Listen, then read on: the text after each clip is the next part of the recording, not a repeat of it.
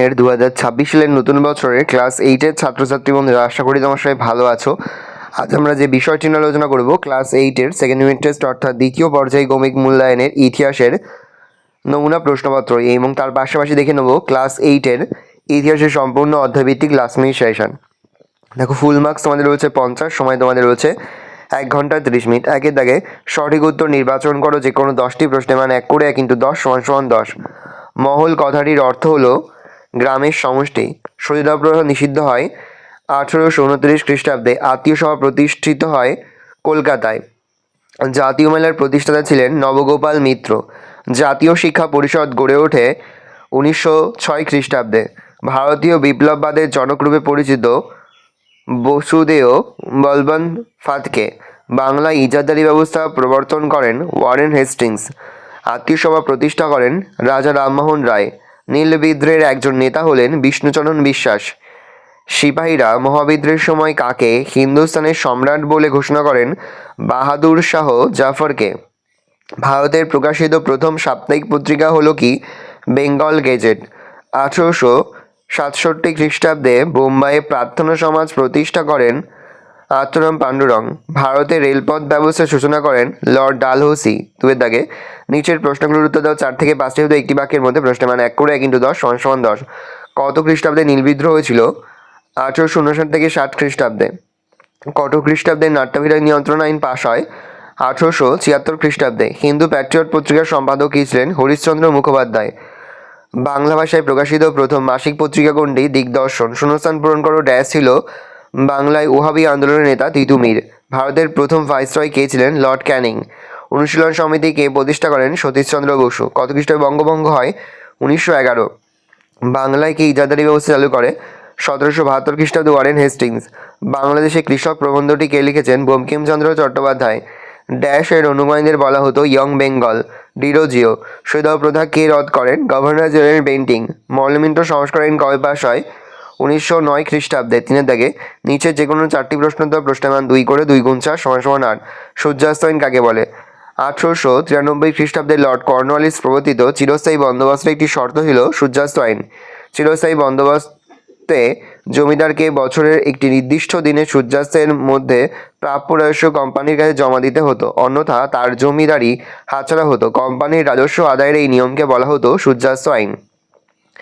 ঔপনিবেশিক সমাজে কাদের মধ্যবিত্ত ভদ্রলোক বলা হতো? ব্রিটিশ আমলে ভারতীয় সমাজে উচ্চবর্ণের হিন্দু সম্প্রদায়ভুক্ত একদল পাশ্চাত্য শিক্ষায় শিক্ষিত শ্রেণীর উদ্ভব ঘটে। এই নবোদিত শ্রেণী ইংরেজ শাসনের সমর্থক এবং পৃষ্ঠপোষক ছিলেন। এদের বলা হতো মধ্যবিত্ত ভদ্রলোক। এগুলো মূলত ডাক্তার, উকিল, শিক্ষক, অধ্যাপক, কেরানি, ব্যবসায়ী প্রমুখ এই সামাজিক শ্রেণীভুক্ত ছিল। সাঁওতাল বিদ্রোহের 2 কারণ: ইংরেজ কর্মচারী জমিদার ও মহাজনদের অত্যাচার থেকে পরিত্রাণ পাওয়া। 2. সাঁওতালদের জমি ফেরত পাওয়া ও পুলিশের নির্মম অত্যাচারের প্রতিবাদ করা। দুজন নরমপন্থী চরমপন্থী। দুজন নরমপন্থী হচ্ছে সুরেন্দ্রনাথ ব্যানার্জি, উমেশচন্দ্র ব্যানার্জি। চরমপন্থী বাল গঙ্গাধর তিলক, বিপিনচন্দ্র পাল। দাক্ষিণাত্য হাঙ্গামা কি? দাক্ষিণাত্যে তুলোর দাম কমে গেলে তুলো চাষিদের আয় কমে যায়, কিন্তু তা সত্ত্বেও তাদের ছড়া হারে রাজস্ব গুনতে হতো। খরা বা অজন্মা দেখা দিলে সাহুকার মহাজনেরা ঋণের বিনিময়ে উৎপন্ন ফসলের ওপর নিয়ন্ত্রণ কায়েম করলে দাক্ষিণাত্যে তুলো চাষিরা বিদ্রোহ ঘোষণা করে। তুলো চাষিদের এই বিদ্রোহ দাক্ষিণাত্য হাঙ্গামা নামে পরিচিত। নববঙ্গ বা ইয়ং বেঙ্গল গোষ্ঠী কাদের বলা হয়? 19 শতকে প্রথমার্ধে বাংলায় পাশ্চাত্য শিক্ষায় শিক্ষিত হয় একদল যুবক। এরা দার্শনিক ব্রহ্মের হিতবাদী আদর্শে দীক্ষিত। হিন্দু কলেজের অধ্যাপক ডিরোজিওর নেতৃত্বে এক সমাজ সংস্কারক আন্দোলনে সংগঠিত করেন। এই আন্দোলন ইয়ং বেঙ্গল আন্দোলন নামে পরিচিত। ডিরোজিও এই অনুগামীদের বলা হয় নববঙ্গ বা ইয়ং বেঙ্গল গোষ্ঠী। মহাবিদ্রোহের প্রত্যহ কারণ: 1857 খ্রিস্টাব্দে গোড়ার দিকে গুজব ছড়ায় যে নতুন এনফিল্ড রাইফেলের টোটাগুলিতে গরু ও শূকরের চর্বি মেশানো রয়েছে। এই টোটাগুলো রাইফেলে ভরার আগে দাঁত দিয়ে কেটে নিতে হতো। এর ফলে সিপাহীদের মনে বিশ্বাস তৈরি হয় যে কোম্পানি ষড়যন্ত্র করে রাইফেলের টোটার মাধ্যমে তাদের জাত ও ধর্ম নষ্ট করার চেষ্টা করছে। তাই এনফিল্ড রাইফেল ব্যবহারের প্রতিবাদে সিপাহীরা বিদ্রোহ ঘোষণা করে। কে কি উদ্দেশ্যে হিন্দু মেলা স্থাপন করে? নবগোপাল মিত্র হিন্দু মেলা বা জাতীয় মেলা স্থাপন করেন। আঞ্চলিক স্তরে জাতীয়তাবাদের প্রসারের উদ্দেশ্যে এই মেলা স্থাপন করেন। 4 দাগে নিচে যে কোনো 4টি প্রশ্ন প্রশ্নের মান 3 করে 3 × 4 = 12। অবশিল্পায়ন কাকে বলে? অবশিল্পায়ন বলতে মূলত ঔপনিবেশিক শতকে ভারতে শিল্পের অধোগতিকে বোঝানো হয়। ব্রিটেনে শিল্প বিপ্লবজাত ব্রিটিশ পণ্যগুলো ভারতে আমদানি, কোম্পানির একচেটিয়া বাণিজ্য, ব্রিটিশের শুল্ক বৈষম্য নীতির ফলে ভারতের চিরাচরিত দেশীয় হস্তশিল্প, বস্ত্রশিল্প প্রভৃতির অবক্ষয় ঘটে।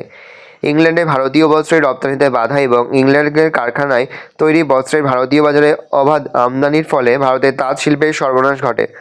লক্ষ লক্ষ তাঁতি ও কারিগর বেকার হয়ে পড়ে। কোম্পানির শাসনকালে দেশীয় শিল্পে এই অবক্ষয়কে বলা হয় অবশিল্পায়ন। কোথায় তিতুমিরের নেতৃত্বে বিদ্রোহ হয়েছিল? মহাবিদ্রোহের প্রত্যক্ষ কারণ কী ছিল? তিতুমিরের নেতৃত্বে নারকেলবিড়ি অঞ্চলে ওহাবি আন্দোলন ছড়িয়ে পড়েছিল, যা বারাসাত বিদ্রোহ নামে পরিচিত। মহাবিদ্রোহের প্রত্যক্ষ কারণ ছিল এনফিল্ড রাইফেলের ব্যবহার। গুজব রটেছিল যে নতুন এনফিল্ড রাইফেলের টোটাগুলিতে গরু ও শুকরের চর্বি মেশানো হয়েছে। এই রাইফেলের টোটাগুলি ভরার আগে দাঁত দিয়ে কেটে নিতে হতো। তাই সিপাহীরা মনে করেছিল ব্রিটিশ সরকার তাদের ধর্ম নষ্ট করার চেষ্টা করে, তাই তারা বিদ্রোহী হয়েছিল। টিকা লেখো ইলবার্ট বিল বিতর্ক। কোনো ভারতীয় বিচারকের ইউরোপীয়দের বিচার করার অধিকার ছিল না। গভর্নর জেনারেল লর্ড রিপনের আইনসভার সদস্য সিপি ইলবার্ট বিচার বিভাগের ক্ষেত্রে এই অসাম্য দূর করার চেষ্টা করেন। তার প্রস্তাবিত একটি বিলে ভারতীয় বিচারকদের ইউরোপীয়দের বিচার করার অধিকার দেওয়া হয়। এই বিলের প্রতিবাদে ইউরোপীয়রা সংগঠিতভাবে বিদ্রোহ ঘোষণা করে। শ্বেতাঙ্গদের এই আন্দোলনের ফলে এই বিল প্রত্যাহার করা হয়। বিল প্রত্যাহার হলে ভারত সভার উদ্যোগে ভারতীয়রা আন্দোলন শুরু করে। উভয় পক্ষের আন্দোলন ও পাল্টা আন্দোলন ইলবার্ট বিল বিতর্ক নামে পরিচিত। ভারত সভার আন্দোলনের জেরে ভারতীয় বিচারকরা শর্ত সাপেক্ষে ইউরোপীয় বিচারকদের বিচার করার অধিকার পায়। বঙ্গভঙ্গের সময় কী কী স্বদেশী শিল্প গড়ে উঠেছিল? বঙ্গভঙ্গ বিরোধী আন্দোলনের সময় স্বদেশী শিল্পের ওপর জোর দেওয়া হয়। এই সময় চীনামাটির পাত্র, সাবান, দেশলাই প্রভৃতি দ্রব্যাদি দেশীয় কারখানায় তৈরি করা হতে থাকে। এই সময় ভারতীয় উদ্যোগে নানা শিল্প কারখানা গড়ে ওঠে, যেমন বঙ্গলক্ষ্মী কটন মিল। এছাড়া প্রফুল্লচন্দ্র রায় প্রতিষ্ঠা করেন বেঙ্গল কেমিক্যাল অ্যান্ড ফার্মাসিউটিক্যাল এবং ডক্টর নীলরতন সরকার গড়ে তোলেন জাতীয় সাবান কারখানা। সম্পদের বহির্গমন কাকে বলে? উপনিবেশ হিসাবে ভারতের সম্পদকে ব্রিটেনে নানাভাবে স্থানান্তরিত করা হতো। পররাষ্ট্র যুদ্ধ জয়ের পর ব্রিটিশ কোম্পানি ভারতের সম্পদকে ব্রিটেনের স্বার্থে ব্যবহার করতে শুরু করে। ভারত থেকে প্রচুর অর্থ ও সম্পদ কোম্পানি ব্রিটেনে চালান করে। ঔপনিবেশিক ভারতের সম্পদ ব্রিটেনে চালান হওয়াকে সম্পদের বহির্গমন বলে। এক ব্রিটিশ আধিকারিকের বক্তব্য থেকে জানা যায়, ভারত থেকে বছরে 2 থেকে 3 কোটি স্টার্লিং মূল্যের সম্পদ ব্রিটেনে চলে যেত। 19 শতকের দ্বিতীয়ার্ধ নাগাদ ভারতের জাতীয় আয়ের 6% এবং জাতীয় সঞ্চয়ের 1/3 সম্পদ নির্গত হয়ে যেত। নীল বিদ্রোহের সংক্ষিপ্ত পরিচয় দাও। 1816 থেকে 60 খ্রিস্টাব্দে বাংলায় নীল বিদ্রোহ শুরু হয়, কারণ বাংলার চাষিদের জোর করে নীল চাষ করানো হলে এবং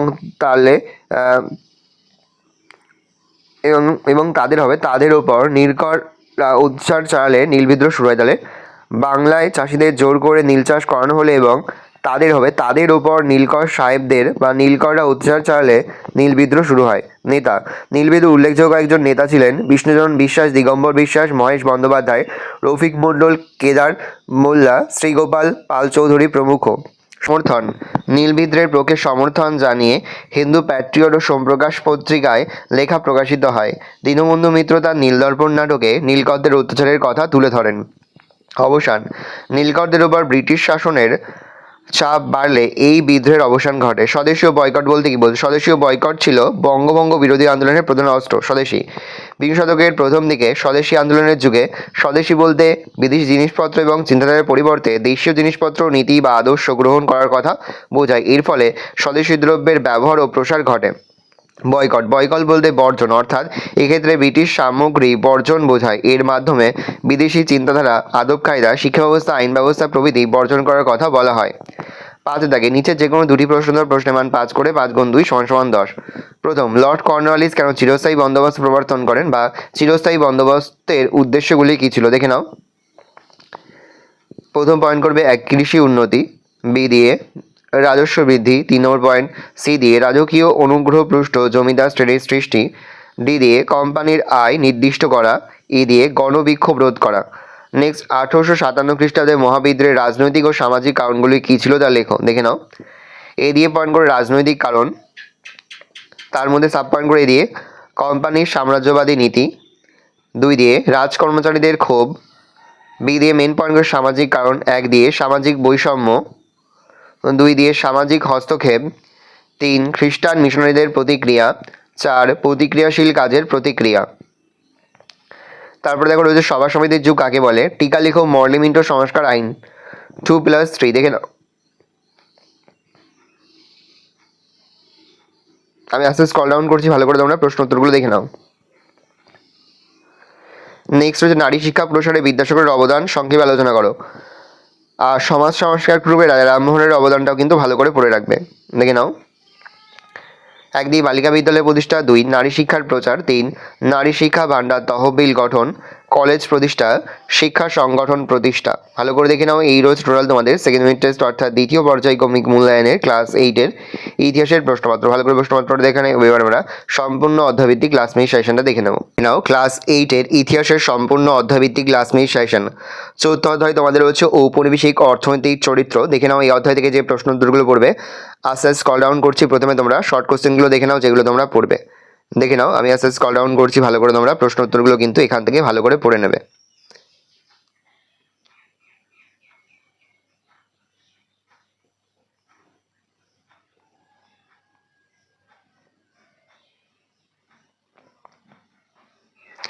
এখান থেকে যে 2 এবং 3 মার্কের জন্য যে প্রশ্নগুলো পড়ে দেখে নাও।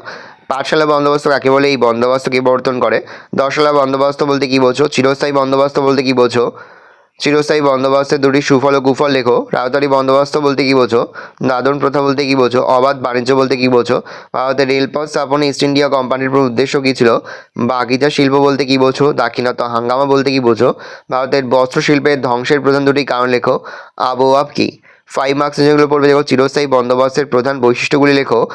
অবশিল্পায়ন কাকে বলে? কোম্পানির আমলে ভারতের অবশিল্পায়নের প্রধান 3টি কারণ লেখো। এর প্রভাব সম্পর্কে কী যেন লেখো। লাস্ট করবে ভারতের কোম্পানির শাসনে বিস্তারের পরিপ্রেক্ষিতে রেলপথের বিকাশ সম্পর্কে আলোচনা করো। দেখে নাও, আমাদের রয়েছে ঔপনিবেশিক শাসনের প্রতিক্রিয়া, সহযোগিতা ও বিদ্রোহ। দেখে নাও এই অধ্যায় থেকে যে শর্ট কোশ্চেনগুলো পড়বে দেখে নাও। প্রথমে আমি আস্তে স্ক্রল ডাউন করছি, প্রতিটি প্রশ্ন উত্তর কিন্তু এখান থেকেই তোমরা পড়ে নেবে শর্ট কোশ্চেন। দেখে নাও, প্রতিটি প্রশ্ন উত্তর কিন্তু এবছরের জন্য ভীষণ গুরুত্বপূর্ণ। দেখে নাও ভালো করে।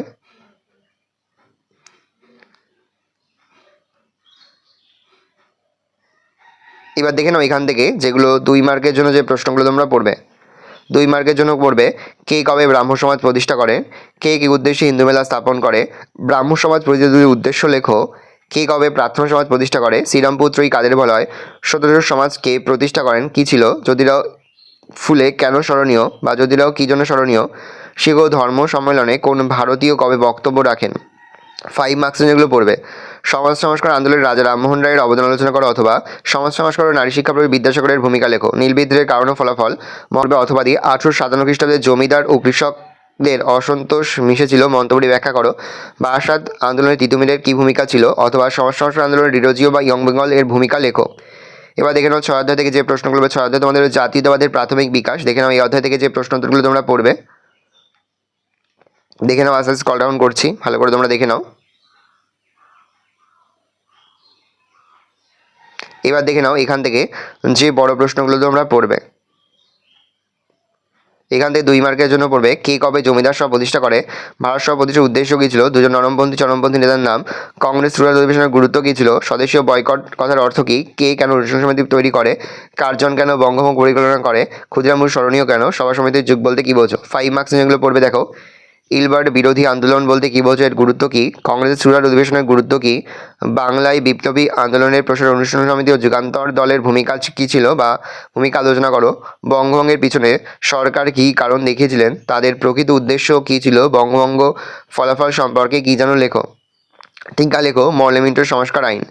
এবার দেখে নাও 7 অধ্যায় থেকে যে প্রশ্ন উত্তরগুলো তোমরা পড়বে। এবার তোমরা দেখে নাও ইতিহাসের 7ম অধ্যায় থেকে যে প্রশ্নগুলো পড়বে। দেখে নাও 2 মার্কের জন্য যেগুলো পড়বে। গান্ধীজি পরিচালিত প্রথম 3টি আন্দোলনের নাম লেখো। জালিয়ানওয়ালা হত্যাকাণ্ড বলতে কী বোঝো? টিকা লেখো মর্লেমেন্টো চেমসফোর্ড। এবার দেখে নাও 7ম অধ্যায় থেকে যে প্রশ্নগুলো পড়বে 2 মার্কের জন্য। সংক্ষিপ্ত উত্তর ভিত্তিক প্রশ্ন, প্রতিটি প্রশ্নের মান 2। গান্ধীজি পরিচালিত প্রথম 3টি আন্দোলনের নাম। জালিয়ানওয়ালা হত্যাকাণ্ড বলতে কী বোঝো? টিকা লেখো মন্টেগু চেমসফোর্ড সংস্কার। চরিচরের ঘটনা কী? অসহযোগ আন্দোলন কেন প্রত্যাহার করা হয়? কংগ্রেসের লৌহর এবার দেখে নাও সপ্তম অধ্যায় থেকে যে প্রশ্নগুলো তোমরা পড়বে 2 মার্কের জন্য দেখো গান্ধীজি পরিচালিত প্রথম 3টি আন্দোলনের নাম লেখো। জালিয়ানবাগ হত্যাকাণ্ড বলতে কি বোঝো? টিকা লেখো। মন্টেগু চেমস্ফোর্ড সংস্কার। চৌরি চৌরার ঘটনা কি? অসহযোগ আন্দোলন কেন প্রত্যাহার করা হয়? কংগ্রেসের লাহোর অধিবেশনের গুরুত্ব কী ছিল? অলিন্দ যুদ্ধ বলতে কি বোঝো? নৌ বিদ্রোহের কারণ কী ছিল?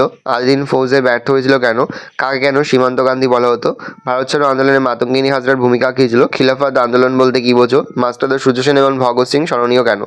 এবার দেখে নাও 5 মার্কসের যে প্রশ্নগুলো পড়বে। বাংলায় বিপ্লবী আন্দোলনে বিনয় বাদল দীনেশের অবদান কী ছিল? ভারতের স্বাধীনতা সংগ্রামের ইতিহাসে সুভাষচন্দ্র বসুর আজাদিন ফৌজের ভূমিকা কী ছিল?